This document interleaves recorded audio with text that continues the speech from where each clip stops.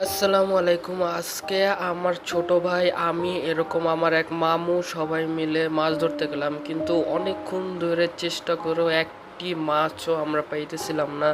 তারপরও চেষ্টা চালাই যেতেছিলাম। হঠাৎ করে নবীন বলে, আলিফ ভাই আমার কাছে ঝুড়িটা দাও। তারপর ও ঝুড়িটা নিল। নেওয়ার পর দেখি যে মাশাল্লাহ একটা মাছ অবশেষে আমরা পেলাম। সেটাকে নিয়ে আমরা এই গ্লাসের মধ্যে রাখলাম আর কিছু শামুকও নিলাম। এরপর মামু আবার চেষ্টা করলো, অনেকগুলো চিংড়ি মাছ এরকম মাছ পেয়ে গেলাম। তারপর দুইজনে মিলে, মামু আর ভাইগনা মিলে দেখলাম জুতা দিয়ে মাছ ধরার চেষ্টা করলো, আর এবং অবশেষে জুতা দিয়ে একটি মাছ তারা তুলে আনলো। তুলে এনে বললো যে আলিফ ভাই এই যে পাইছি একটা মাছ। তারপর দেখি মামু সেই মাছটাকে ফালাই দিল। ভাগ্য ভালো পানিতে চলে যায় নাই। তারপরে এমন ভাবে মামু ধরছে মাছটারে, মনে হয় মাইরেই ফেলাবে এই অবস্থা। মাছটা বলতেছিল, মামু আমার দয়া করে ছেড়ে দাও।